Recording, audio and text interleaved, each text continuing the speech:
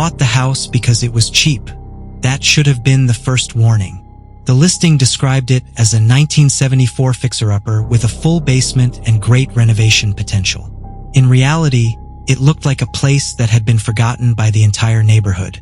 The paint was peeling, the front porch sagged slightly to one side, and every window seemed permanently coated in a thin layer of dust. But I was 29, recently divorced and trying to start over. I couldn't afford anything better, and the idea of restoring an old house with my own hands sounded strangely therapeutic. For the first 2 weeks, everything was exactly what I expected. Rotten floorboards, leaking pipes, outdated wiring, and endless trips to the hardware store. The basement was the worst part. It smelled like damp concrete and old wood, and the previous owner had left behind piles of broken furniture and rusted tools. The water leak started on a Tuesday afternoon. A dark stain had appeared near the back wall of the basement, and I figured a pipe was sweating behind the concrete. I grabbed a flashlight and started tapping along the wall, listening for any change in sound that might reveal a hollow section. Most of it sounded solid. Then I reached the far corner. Thunk. The sound was different, not the dull, heavy sound of concrete. This was hollow. I tapped again. Thunk. Thunk. My flashlight beam moved across the wall. At first, I didn't notice anything unusual, but when I crouched down, I saw a faint vertical line running from the floor almost to the ceiling. It had been painted over years ago, but it was definitely there. A seam. I stood up and stared at it for a long moment. According to the blueprint the seller had given me, this wall should have been the outer foundation. There shouldn't have been empty space behind it. Curiosity got the better of me. I fetched a hammer and carefully chipped away a small section near the seam. The concrete was thinner than it should have been. After a few more strikes, a piece broke away, revealing darkness behind it. Not insulation, not a pipe, an actual empty space. My heartbeat quickened. I widened the hole until it was large enough to shine the flashlight through. The beam disappeared into a narrow room. Concrete floor, wooden shelves, a single metal chair, and in the center of the room, a mattress. I remember thinking how strange it was that the mattress looked clean. Not new, but not covered in dust like everything else in the basement. It looked like someone had used it recently. I told myself that was impossible. The house had been vacant for almost a year. Still, I kept expanding the opening until I could squeeze through. The air inside was noticeably warmer than the basement, and it carried a faint smell I couldn't place at first. Coffee. Fresh coffee. My flashlight swept across the shelves. There were canned foods, bottled water, a flashlight with batteries beside it, and a small portable radio. Nothing was covered in dust. Someone had organized these supplies. Someone had been maintaining this room. Then I noticed the blanket on the mattress. It was still slightly wrinkled, as if a person had gotten up from it not very long ago. A cold feeling settled in my stomach. I took a slow step backward, suddenly very aware that I was standing in a hidden room that wasn't on any blueprint. Inside a house I barely knew, surrounded by evidence that another person had been living there. That's when I heard it. Not from the basement, from somewhere deeper inside the hidden room. A soft metallic click, like a door handle being turned very carefully. And then, footsteps. The footsteps stopped the moment my flashlight landed on the far end of the hidden room. I held my breath and listened. Nothing. The silence felt unnatural, as if whoever had been moving was standing perfectly still and waiting for me to make the next sound. The hidden room was larger than I first thought, maybe 12 feet wide and 20 feet deep. The concrete walls were unfinished, and a single bare light bulb hung from the ceiling, though it wasn't turned on. At the far end, partially hidden behind a set of metal shelves, was a narrow wooden door. The door was what had made the clicking sound. I stared at it for several seconds, hoping it would move again so I could convince myself I hadn't imagined it. Didn't. My instincts were screaming at me to leave, but curiosity pushed me forward. I took a few cautious steps deeper into the room, my boots echoing softly on the concrete floor. The shelves were stocked with supplies: canned soup, protein bars, bottled water, a first aid kit. Everything was neatly arranged, and several items had expiration dates less than 6 months away. Someone had been replacing the food regularly. Then I found the coffee. A small camping stove sat on a crate beside a half-empty bag of ground coffee beans. When I touched the metal kettle next to it, it was still warm. I pulled my hand back immediately. Someone had been here today. A cold wave ran through my body. I was no longer exploring an abandoned hiding place. I was standing inside a room that belonged to someone who could return at any moment. My phone buzzed in my pocket, making me jump. It was my friend Mark. "How's the haunted house renovation going?" Under normal circumstances, I would have laughed and sent him a photo of the hidden room. Instead, I typed, "Call you later. Found something weird in the basement."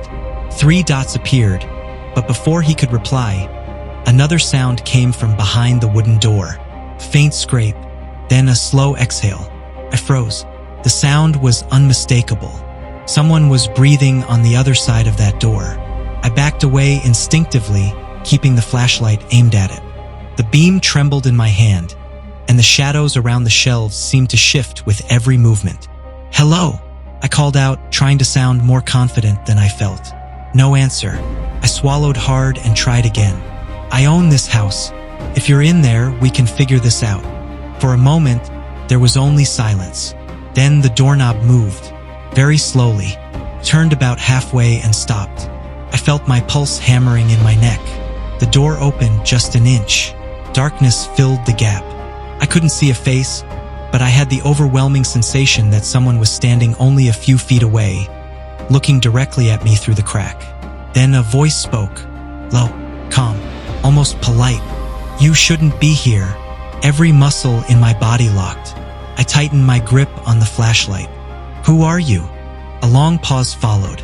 Finally, the voice answered. "I was going to ask you the same thing." Before I could respond, the light bulb hanging from the ceiling flickered once, twice, then it turned on by itself. The sudden yellow light flooded the room, and in that split second I saw something move behind the cracked open door. Not a person, a shadow, tall and impossibly thin, sliding across the wall as if it were moving deeper into another room beyond the door. The voice came again, quieter this time. "If you want to leave alive, don't open this door." And then, from somewhere behind it, I heard another set of footsteps. These were different, heavier, slower, and they were moving toward us. The heavier footsteps were coming from somewhere beyond the wooden door. They were slow, deliberate, and much louder than the breathing I'd heard earlier.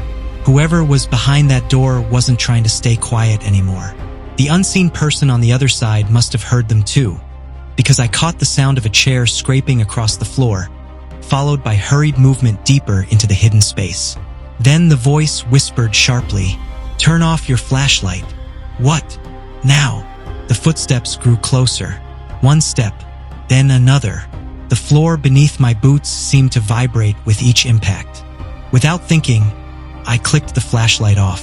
The hidden room was plunged into darkness except for the weak yellow glow of the hanging bulb. "Listen to me carefully," the voice whispered through the door. "When he reaches this room, don't speak, don't move, and whatever happens." The sentence stopped abruptly. A shadow passed beneath the gap at the bottom of the door. I felt every hair on my arms stand up. The footsteps reached the other side. Silence, complete silence. I could hear my own heartbeat pounding in my ears. Then came a soft knock. 3 taps. Tap, tap, tap. The person behind the door didn't answer. Neither did I. A few seconds later, the doorknob began to turn. Not the knob of the wooden door. The knob of the hidden room's entrance.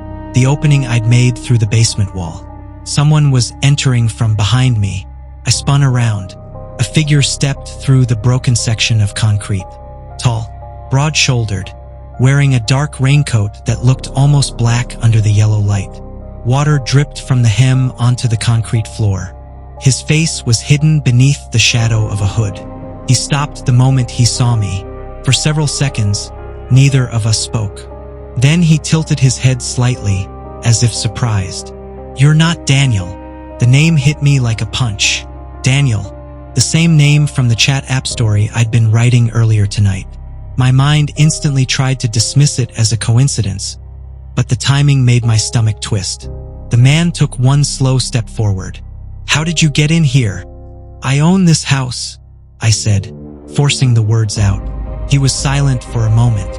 Then, to my surprise, he laughed softly. "They sold it." The way he said it sounded genuinely shocked. Another sound came from behind the wooden door.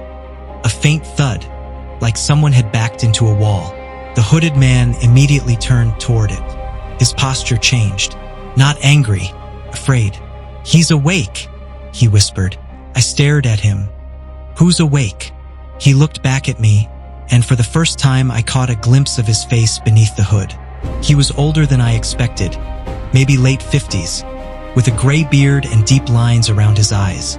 But the thing I noticed most was the expression on his face. Pure exhaustion. The kind of exhaustion that comes from being afraid for a very long time. "We don't have much time," he said. "You need to leave. Not until you tell me what this place is." He glanced toward the wooden door again. "You broke through the wall, which means he knows you can see it now." "See what?" "The room behind that door." A low sound drifted from the other side. It almost sounded like humming. Slow, tuneless. The older man took another step toward me and lowered his voice. "That room shouldn't exist. It wasn't part of the original house." I frowned. "Then who built it?" He hesitated. "I did." The humming stopped. A moment later, a new sound replaced it. A child laughing, very faint, coming from behind the wooden door. The older man's face went completely pale. "Run," he whispered. Before I could react, the wooden door began to open on its own. Not quickly, slowly. As the gap widened, cold air poured into the hidden room, carrying the smell of damp earth and something metallic. The older man grabbed my arm hard enough to hurt. "Do not look directly inside." Of course, the first thing I did was look. At first, I saw only darkness. Then the hanging bulb flickered, and for a split second the light reached beyond the doorway. I saw a narrow staircase descending underground, and standing at the bottom of those stairs was a little girl in a white dress. Her head was tilted at an unnatural angle, and she was smiling up at us from the darkness. Then the bulb went out, and in the pitch-black room, I heard her voice clearly for the first time. "You're not supposed to find us this early." The darkness swallowed everything. For a second, I couldn't even tell where the doorway was anymore. The only thing I could hear was my own breathing and the older man's hand gripping my arm so tightly it hurt. Then the little girl's voice came again, closer this time. "You're not supposed to find us this early." A faint glow appeared somewhere below the staircase, just enough to outline the top few steps. The older man pulled me backward immediately, forcing me behind the metal shelves. "Don't answer her," he whispered. "Who is she?" His voice shook. "I don't know anymore." That was the worst answer he could have given. The glow from below slowly brightened, and I realized it wasn't coming from a light bulb. It looked more like pale moonlight. Even though we were deep underground with no windows, I could hear soft footsteps on the stairs. Bare feet, one step at a time. The older man pressed a finger to his lips and crouched lower behind the shelves. I followed his lead, my heart pounding so hard I was sure whoever was coming upstairs would hear it. The footsteps stopped halfway up. Silence. Then a small voice asked, "Did you bring someone new?" The older man's eyes closed for a brief moment, as if he had been asked this question many times before. A second voice answered from below. This one was deeper, male, calm. "No." He found the wall on his own. My blood ran cold. There was someone else down there. The little girl giggled softly. "They always say that." The older man leaned toward me, barely moving his lips. "When I tell you to run, don't go toward the basement stairs. Go upstairs, get out of the house, and drive until you reach the highway." "What about you?" He didn't answer.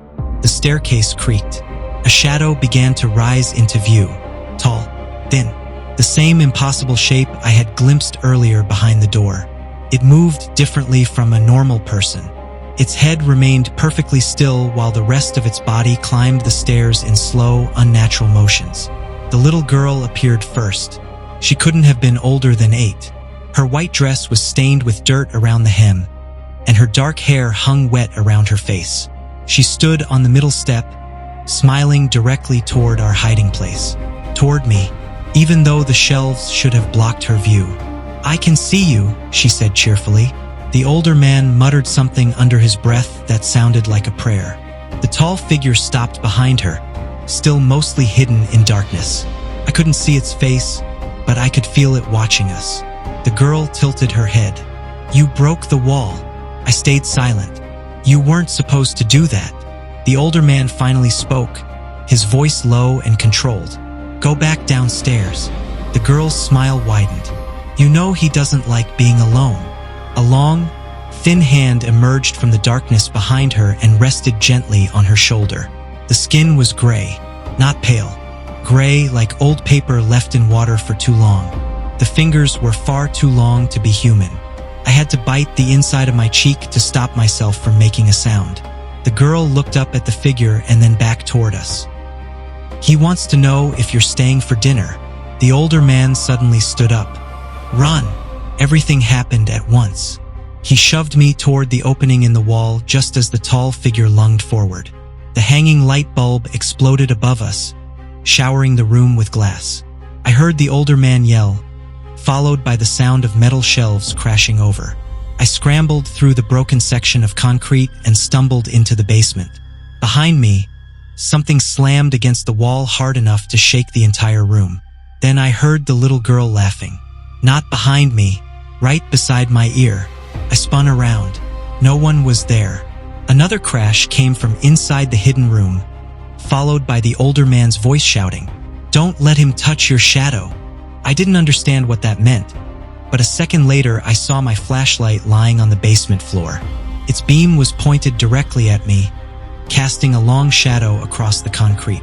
And at the far end of that shadow, a gray hand was slowly reaching toward it. The gray hand was inches from the end of my shadow. For a split second, I was too shocked to move. The flashlight on the floor was pointing directly at me, stretching my shadow across the concrete like a dark path leading straight to that thing. Then the older man's warning hit me. "Don't let him touch your shadow." I threw myself sideways. At the exact moment I moved, the gray fingers brushed the spot where my shadow had been. A violent jolt shot through the basement. The concrete floor cracked with a sound like a gunshot, and the flashlight burst apart, plunging the room into darkness again. I hit the ground hard, scrambling backward on my hands and knees. Behind me, inside the hidden room, I could hear the older man struggling, furniture scraping, shelves falling, and something heavy slamming into the walls. Then came a sound that made my blood freeze. The little girl started singing. It was a soft nursery rhyme, completely out of place in the dark basement. Her voice echoed through the hidden room, drifting in and out as if she were walking in circles while she sang. I couldn't make out all the words, but one line repeated over and over, "Step out of the light, and he'll follow you home." I forced myself to stand and grabbed another flashlight from my toolbox near the stairs. My hands were shaking so badly that I dropped it twice before I finally got it turned on. The beam swept across the basement. The hidden opening was still there, but the metal shelves had been knocked over, partially blocking the entrance. I couldn't see the older man anymore. "Hey!" I shouted. "Are you okay?" No answer, only the singing. I took a cautious step toward the opening. The song stopped immediately. Silence. Then the older man's voice came from inside, strained and breathless. "Don't come back in here. Where are you?" "Listen to me," he said. "You need to leave the house right now." A wet coughing sound interrupted him.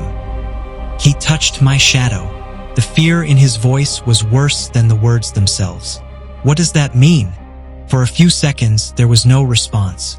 When he finally spoke again, his voice sounded farther away. "It means he can find me now." A cold draft rushed out of the hidden room, carrying the smell of damp earth and something metallic, like old blood. Then I heard another set of footsteps. Not the little girl's bare feet. Not the tall figure's slow, dragging steps. These were the older man's footsteps, moving quickly through the hidden room toward the opening. Relief hit me. He was coming out. I raised the flashlight toward the gap in the wall and waited. A hand appeared first, then an arm. Then the older man pulled himself through the opening and collapsed onto the basement floor. I rushed toward him. He looked terrible. His face was pale, sweat soaked through his shirt, and there was a dark bruise spreading across his left forearm where something had grabbed him. But that wasn't what made me stop.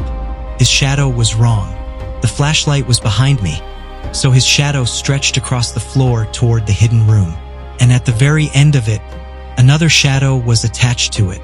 A second shape, tall, thin, standing perfectly still. The older man followed my gaze and immediately understood. His expression changed from exhaustion to horror. "Turn the light away," he whispered. I swung the flashlight to the side. The second shadow disappeared. The older man let out a shaky breath. "He's attached to me now." "What are you talking about?" "He can travel through shadows," he said. "As long as there's a connected shadow, he can move through it." My mind struggled to process what I was hearing. "That's impossible." "I know." He looked toward the hidden opening. But impossible stopped meaning anything a long time ago. A soft giggle echoed from inside the wall. The little girl was close, very close. The older man grabbed my wrist. "Has he touched yours?" "I don't think so." "Think carefully." I remembered the gray fingers reaching toward my shadow just before I jumped away. I moved before he touched it. "Good." He stood unsteadily, keeping his eyes fixed on the floor as if he were afraid of where the shadows might be. "There's still a chance, then." "A chance for what?" "To get out before he marks you." Another giggle came from the hidden room. Then the little girl's voice drifted through the opening, cheerful and clear. "You're too late." The older man went rigid. Slowly, he looked down at his own feet. I followed his gaze. The beam from my flashlight had shifted slightly, and our shadows were touching. Just barely. For one horrifying second, nothing happened. Then his shadow began to move. Not with him, on its own. It stretched across the floor toward mine like black ink spreading through water. The older man shoved me backward with surprising strength. "Get upstairs." His shadow lunged toward mine. And from inside the hidden room, the tall figure finally stepped into the doorway, its gray hand reaching out as the little girl smiled beside it and whispered, "Now he knows your shape." The older man shoved me backward just as his shadow lunged across the floor. I stumbled into a stack of paint cans, barely catching myself before I fell. The flashlight beam swung wildly across the basement walls, and for a split second I saw the tall figure clearly in the hidden doorway. It was impossibly thin. Its arms hung too low, almost reaching its knees, and its gray skin looked stretched tightly over sharp bones. Where its face should have been, there was only darkness, an empty shape that seemed to swallow the light around it.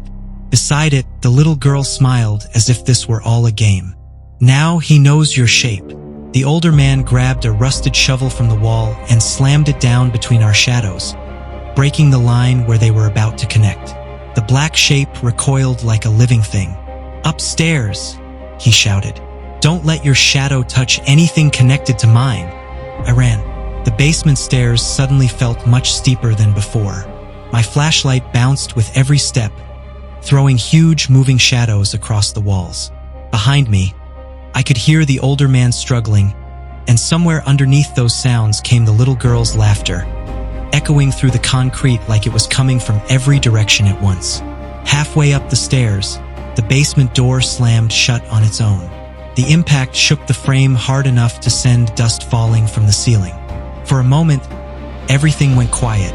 Then, bang, something hit the door from the other side. Bang, another hit. The wood bowed inward slightly. I backed away, keeping the flashlight trained on the door. "Hey!" I shouted. "Are you still down there?" The older man answered immediately, but his voice sounded muffled. "Listen carefully. You need to get out of the house and stay in the light." "What about you?" A long pause followed. Then he said something that made my stomach drop. "He isn't trying to kill me." Another violent bang rattled the door. "He's trying to replace me." The hallway lights upstairs flickered. I turned toward the kitchen, and that's when I noticed something was wrong with the house. The silence. A house is never truly silent. You hear the refrigerator humming, pipes ticking, the wind against the windows. Now there was nothing. No refrigerator, no rain, no wind. It felt like the entire world outside the house had been muted. My phone buzzed in my pocket, nearly making me jump out of my skin. No caller ID, just a text message. Do not go outside. I stared at the screen. A second message arrived. He can only reach you through shadows inside the house. That didn't make sense. If the danger was inside, why shouldn't I leave? Another message appeared before I could think too hard about it. Outside is where the others are waiting. A cold feeling spread through my chest. Others? I moved to the front window and carefully pulled the curtain aside. The street should have been empty at this hour. Instead, people were standing outside. Dozens of them. Men and women of different ages, all scattered across the sidewalk and front yards. They weren't moving. They were simply standing there, facing my house. Every single one of them was holding a flashlight pointed at the ground. Their beams created long shadows stretching toward my front door, as if they were trying to build a path. My phone buzzed again. They're giving him a way out. I stepped back from the window, my pulse hammering. Another bang came from the basement door, followed by the sound of wood cracking. The older man shouted from below, "He's coming through!" I looked around the kitchen desperately, trying to think of anything that could help. Then I noticed the breaker panel on the wall. If I killed the power, there would be no lights, but also no controlled shadows. Everything would be dark. I hesitated. The basement door splintered with a loud crack. No time left. I yanked the main breaker down. The entire house went black. For one terrifying second, I thought I'd made a huge mistake. Then I saw it. In the darkness, the shadows were still visible. Not because of light, because they were moving. Black shapes slid across the floor like smoke, searching through the house. One of them flowed under the basement door and began creeping toward the stairs. The older man's voice came from the darkness below, filled with panic. "Run, Ethan!" I turned toward the front hallway and froze. Someone was standing there. A silhouette, my exact height, my exact build. Took one slow step forward, and in my own voice, it whispered, "You can leave now. I'll stay here for you." The silhouette standing in the hallway looked exactly like me. Not similar. Not close enough. It had my height, my posture, even the slight tilt of my head that I'd had since a football injury in high school. In the darkness, it was like looking at my own reflection after the mirror had decided to step out into the room. Then it spoke again, using my voice perfectly. "You can leave now. I'll stay here for you." A chill crawled up my spine. The thing wasn't imitating me anymore. It was me, or at least it was trying to become me. Behind it, the black shadow creeping from under the basement door continued sliding across the floor, moving toward the hallway like spilled ink searching for a shape to fill. I forced myself to back away slowly. "What are you?" I asked. The copy smiled. I couldn't see its face clearly, but I could hear the smile in its voice. "I'm what happens when he learns someone completely." The basement door exploded open behind me, wood splintered across the floor, and the older man stumbled out into the darkness. He looked even worse now. His skin had gone pale gray, and the shadow attached to his feet was no longer following his movements correctly. It was lagging behind him, like a second creature trying to remember how to walk. The moment he saw the copy in the hallway, his expression filled with horror. "Don't talk to it." The copy turned its head toward him with unsettling slowness. "You lasted longer than the others." The older man grabbed my arm. "We have to get to the attic." The attic. It's the only part of the house that wasn't connected to the hidden room. Another shadow slid out of the basement, joining the first one. They moved across the floor in unnatural waves, avoiding the walls and furniture as if they were following invisible paths. The copy took another step toward us. "You don't need him anymore, Ethan." His voice sounded warmer now, more convincing. "He's been lying to you since the moment you found the wall." I looked at the older man. "What is it talking about?" He hesitated. That hesitation told me everything. The copy laughed softly. "Ask him how he found the room." I turned back to the older man. How did you find it? For a second, he looked like he was deciding whether to answer. Then he whispered, I didn't. The copy spread its hands. He built it. The older man nodded slowly, shame written across his face. 30 years ago, this house belonged to my brother. We found something under the basement during a renovation. A staircase that went much deeper than the foundation should have allowed. He glanced toward the broken basement doorway. We sealed it up, or at least we thought we did. The copy's smile widened. Tell him the rest. The older man swallowed hard. My brother disappeared a week later. Silence filled the hallway. He started hearing voices from behind the wall. Said there was a little girl asking for help. One night he broke the wall open again, went downstairs, and never came back. A cold weight settled in my chest. What about the hidden room? I built it afterward. I thought if I stayed close to the staircase, I could keep whatever was down there from reaching the rest of the house. The copy tilted its head. And when the house was sold, the older man looked away. I stayed. The realization hit me all at once. The food, the mattress, the warm coffee. He hadn't been hiding from the house. He had been guarding it. Another shadow reached the hallway and touched the copy's feet. Instantly, the figure became more solid. I could see details now. My clothes, my hands, even the small scar on my chin from childhood. It looked more like me than the reflection in my mirror ever had. He can't guard it anymore, the copy said. He's already marked. The older man's shadow suddenly stretched across the floor on its own, reaching toward the copy like a hand trying to reconnect with its owner. He jerked backward in panic. Attic!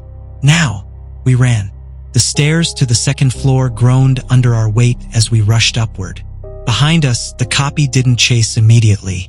It simply walked to the bottom of the staircase and watched us ascend. Its footsteps were perfectly synchronized with mine, step for step, as if it were practicing. We reached the second floor hallway, and the older man shoved open a narrow attic hatch in the ceiling. A folding ladder rattled down. Get up there! I climbed first, my flashlight beam cutting through the dusty darkness above. The attic was cramped and unfinished, filled with old insulation and wooden beams. The older man started climbing behind me. Then he suddenly stopped. I looked down. His shadow was no longer attached to him. It remained on the floor below, stretching toward the staircase where the copy was waiting. The older man looked up at me, terror in his eyes. He's taking it. The copy began climbing the stairs, slowly, calmly, and in my voice it called up to the attic. Don't worry, Ethan. When I'm finished with him, I'll know everything you know too. The copy stopped halfway up the staircase. It stood there in the darkness, one hand resting on the banister, looking up at us with my own face. The flashlight beam shook in my hand as I stared down through the attic hatch, and for a horrifying moment I couldn't tell which version of me was real anymore. The older man was still on the ladder, breathing hard. His shadow remained on the second floor hallway below, completely detached from his body. It stretched across the floor like a pool of black water, slowly inching toward the staircase where the copy stood waiting. He's taking it, the older man whispered again. What happens if he does? The older man looked down at his empty feet. I disappear, the copy smiled. Not disappear. You become part of the house. A cold draft swept through the attic, carrying the smell of damp earth. The same smell that had come from the staircase behind the hidden room. I turned my flashlight around and realized the attic was much larger than it should have been. The house looked normal from the outside, but the space above the ceiling stretched far beyond the roofline. Rows of old wooden beams disappeared into darkness. Dust hung motionless in the air, and at the far end of the attic, there was another door. It was small, narrow, and painted the same faded gray as the basement walls. A rusted chain hung from the handle, but it had already been broken. My stomach tightened. Tell me that door isn't supposed to be here. The older man climbed into the attic and pulled the hatch shut behind him. It wasn't there when I built the room. A soft thump came from the other side of the hatch. The copy had reached the top of the stairs. Then another thump. Slow, patient. It wasn't trying to break through. It was letting us hear that it was still there. The older man backed away from the hatch and stared at the gray door across the attic. He's opening paths. What does that mean? The staircase in the basement was the first path. The hidden room was the second. If that door opens, he swallowed hard. The house won't be the boundary anymore. Before I could ask what that meant, the hatch creaked. A thin black line appeared around its edges. Not a shadow, a crack. Something underneath was pushing it upward. The older man grabbed a heavy wooden crate and shoved it on top of the hatch. Help me. I pushed another crate beside it just as the hatch lifted an inch. Cold air burst through the gap, and I heard the little girl laughing somewhere below us. You found the upstairs door. The hatch slammed back down. For now, my flashlight drifted toward the far end of the attic again. The gray door was standing slightly open now. I was certain it had been closed a few seconds earlier. A faint yellow light leaked through the gap. The older man saw it too. His face went completely pale. No! He started toward the door before I could stop him. What is it?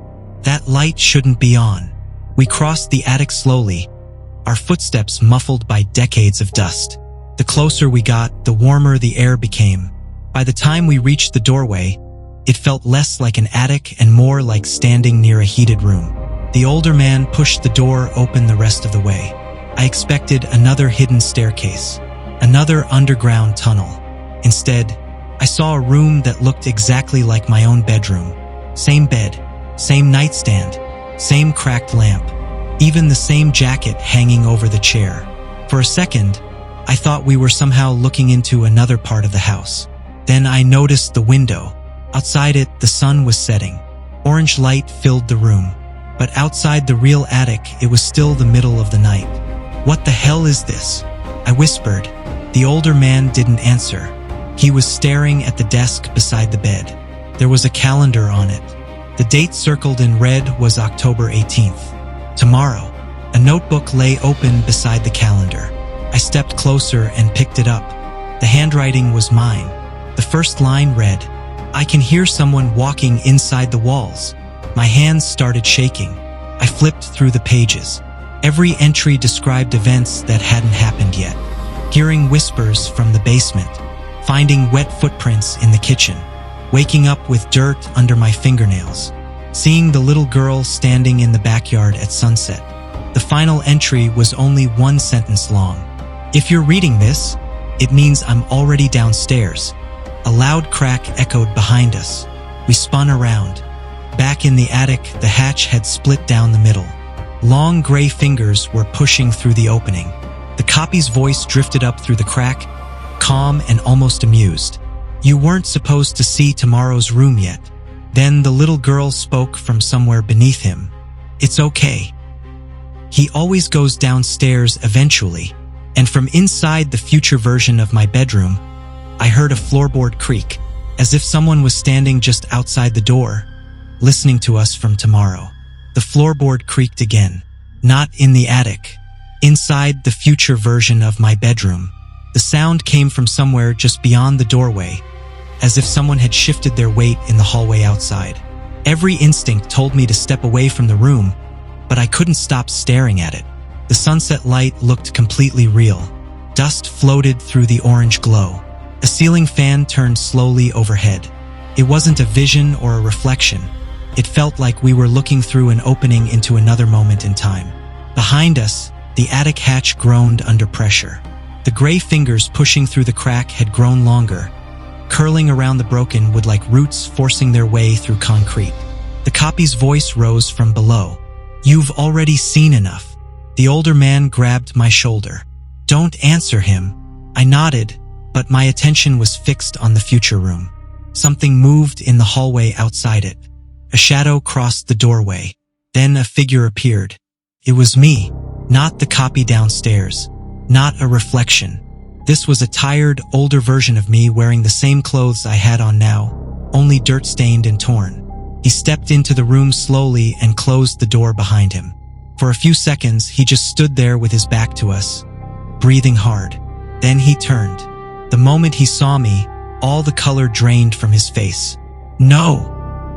He rushed toward the opening between the rooms and stopped only inches away, staring at me as if he'd seen a ghost. "You're here too early." My throat went dry. "What is this place?" "It's tomorrow," he said immediately. "Or one version of it." The older man beside me whispered, "You can see him?" "Yeah," I said, not taking my eyes off the other version of myself. Future me looked past me toward the attic. His expression changed from shock to panic. "Is he already upstairs?" A loud crack answered him. One of the crates on top of the hatch split in half. The gray fingers pushed farther through, followed by part of an arm. The little girl giggled beneath the hatch. "He's climbing." Future me stepped back from the doorway and grabbed something from the desk. A folded sheet of paper. "Listen to me," he said. "You cannot stay in the house after sunrise." "Why?" "Because once the sun rises, the paths stop moving." I frowned. "What does that mean?" "It means whichever version of the house you're standing in becomes permanent." The older man closed his eyes briefly, like he already knew this. Future me continued, speaking quickly now. "I tried to seal the basement. I tried to leave. Every road brought me back here." He held up the folded paper. "This is the blueprint of the original house. There was never a basement under the back section." A cold wave passed through me. "What?" "The hidden staircase wasn't added later. The house was built around it." Another crash came from the hatch. The opening widened, and I caught a glimpse of the copy below, standing perfectly still while the shadows around him did the work. Future me looked terrified. "He's not the real danger." "Then what is?" He pointed downward. "The thing under the stairs." The attic suddenly became much colder. The little girl's voice changed. The cheerful tone vanished, replaced by something deeper, older, hungry. "He told you about us." The shadows beneath the hatch began spreading across the attic floor like black water. The older man stepped in front of me. "You need to go through the room." "What?" "It leads to tomorrow. If you stay here, he'll corner you between both paths." Future me shook his head violently. "No.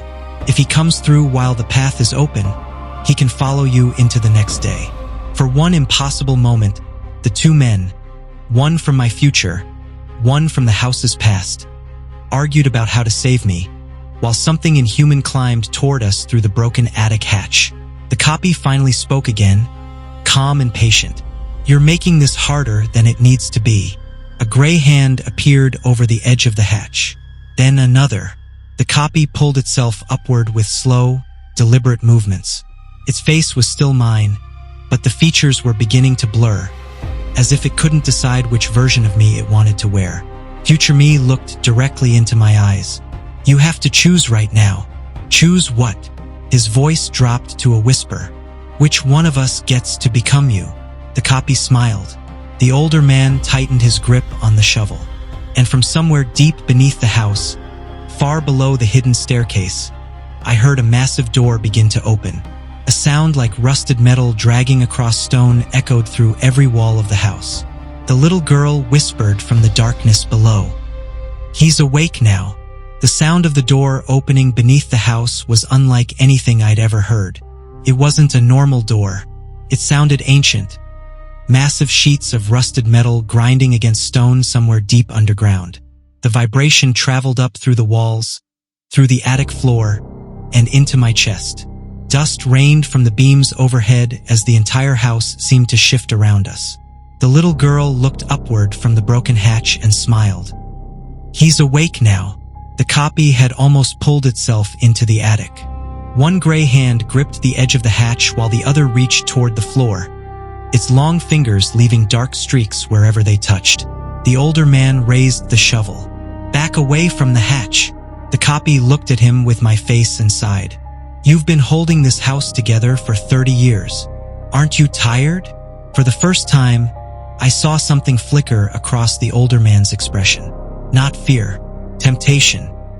His arms were trembling from exhaustion, and the bruise on his forearm had spread all the way to his wrist, turning the veins beneath his skin a sickly gray. Future me grabbed my shoulder and shoved the folded blueprint into my hands. Look at the center. I unfolded it quickly. At first it looked like a normal architectural drawing, but then I noticed a circle drawn beneath the hidden staircase. It wasn't part of the printed blueprint. It had been added later in dark pencil. And inside the circle, someone had written, "Foundation ends here." I frowned. What does that mean? Future me pointed to the area beneath the basement. The staircase goes below the foundation. That's impossible. Exactly. Another violent tremor shook the attic. The future bedroom behind us flickered, the sunset light dimming for a split second before returning. Future me looked over his shoulder toward the doorway of tomorrow's room, and his face went pale. He's moving. Who? Future me didn't answer. Instead, he backed away from the opening between the rooms. A shape appeared in the hallway behind him. Tall, thin, gray. The same figure from the basement, but this one was standing inside tomorrow. My stomach dropped. There are two of them. The older man shook his head. No, there's only one. The copy smiled wider. Now you're starting to understand. The figure in tomorrow's hallway took one slow step forward. At the exact same moment, the copy in the attic took one step out of the hatch. Perfectly synchronized, like two reflections of the same movement. The shadows spreading across the attic floor suddenly stopped and began pulling inward, flowing toward the copy's feet until they wrapped around it like smoke. His body became more solid, more human, more me. Future me looked directly at me. If he fully learns your shape, he won't need the house anymore. A cold knot formed in my chest. What happens then? The older man answered before future me could. He walks out wearing your life. Silence hit the attic. The copy didn't deny it. It just kept watching me with my own eyes. Then it spoke softly. You've already been giving me everything I need. Your voice, your memories, your fear. The realization hit me all at once. Every conversation, every answer, every time I'd explained something about myself. It had been learning me piece by piece. The little girl climbed halfway through the hatch now, her white dress brushing against the broken wood. Up close, I could see that her smile never quite reached her eyes. He only needs one more thing, she whispered. I swallowed hard. What? She pointed at the blueprint in my hands. Your choice. Below us, the grinding sound stopped. A deep silence followed. Then something heavy began climbing the staircase beneath the hidden room. Not footsteps. Each movement sounded like enormous weight being dragged upward, one step at a time. The older man's face drained of color. It's coming here. Future me backed farther into tomorrow's room. If it reaches the attic, both paths connect. The copy tilted its head. And then there won't be a tomorrow anymore. The future room flickered again, this time much harder. The sunset vanished for a fraction of a second, replaced by complete darkness.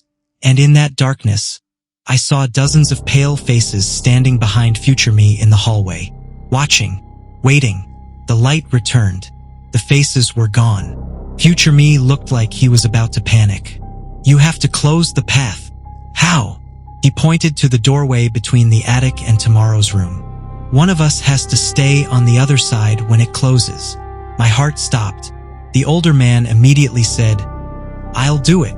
No, future me snapped. If you stay, he'll use your shadow to reopen it. The copy stepped closer. I can stay. None of us believed that for a second. The heavy thing beneath the house reached the top of the underground staircase. I could hear it moving through the hidden room now. Slow, massive. The attic floor began to bulge upward near the center, as if something far too large was pressing against the house from below. Future me looked at me with absolute desperation. Ethan, decide. Right now. The future room flickered again. The copy was almost within arm's reach. And from directly beneath the attic floor, a deep voice spoke for the first time. Not loud, not angry, just ancient. Which version of you am I taking? The voice beneath the attic floor sounded old enough to belong to the house itself. Which version of you am I taking? The words vibrated through the wooden beams under my feet. The floorboards bowed upward another inch, and a long crack split across the center of the attic with a sound like a tree breaking in a storm. I couldn't speak. To my left stood the older man, gripping the shovel with white knuckles. To my right stood the copy wearing my face. And directly in front of me, inside the room from tomorrow, stood a future version of myself who looked like he had been running from this thing for years. 3 versions of me. 3 possible endings. The copy smiled first. "Choose me." His voice was gentle now, almost sympathetic. "I already know your memories. I can take your place without anyone noticing. Claire will never know the difference." The mention of Claire hit me harder than I expected. The copy took another step closer. "You're tired, Ethan. Let me carry the fear for you." The older man immediately snapped, "Don't listen to him." Then he looked at me with desperate intensity. When it takes someone's shape, it doesn't just copy their appearance. It learns their habits, their voice, their memories, and eventually the original starts to fade. Future me nodded. "I've been fading for 3 years." He held up his hands. They were becoming transparent. Not invisible, more like a photograph left in the sun too long. If the path closes while I'm still on that side, I might finally disappear for good. The attic trembled again. This time the crack in the floor widened enough for cold air to rush through from below. I smelled damp earth, rust, and something ancient that reminded me of a sealed tomb being opened for the first time. Then a hand emerged through the crack. It was enormous. Gray skin stretched over knotted joints, and the fingers ended in black, stone-like nails. It moved slowly, feeling along the floorboards as if searching for a specific shape. The little girl whispered from beside the hatch, "He's looking for the real one." My pulse hammered. How do I close the path? Future me pointed to the doorway between the attic and tomorrow's room. The moment someone steps fully through, the door will start to collapse. You have maybe 10 seconds before it seals itself. And whoever stays behind gets trapped on that side. The copy tilted its head. Or gets set free. The huge hand below began pushing upward. Wood splintered around it, and I could see darkness moving beneath the floor, something far larger than the hand itself.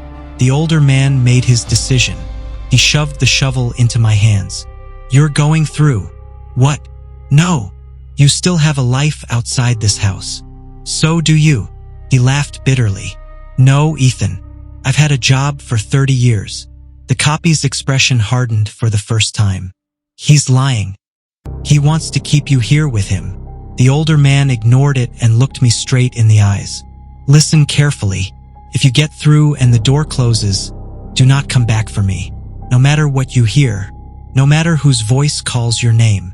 The floor exploded upward. The massive hand punched through the attic, followed by part of an arm thicker than a tree trunk. The wood around it blackened instantly, and the entire house groaned under the weight of whatever was forcing its way up from beneath the hidden staircase.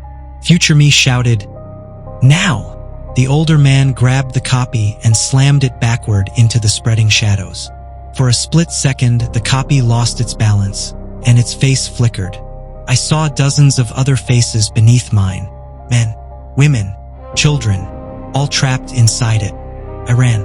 The doorway to tomorrow was only a few steps away, but the air around it felt wrong, like pushing through water. Sunset light poured across my face as I crossed the threshold.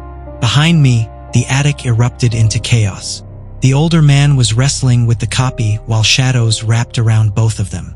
The little girl stood perfectly still, watching with a smile that was far too calm. And rising through the broken floor behind them was a shape so large I could only see part of it. A gray shoulder, a section of a neck, and a face that seemed carved from darkness itself. Then the doorway began to close. The edges of the future room cracked like glass.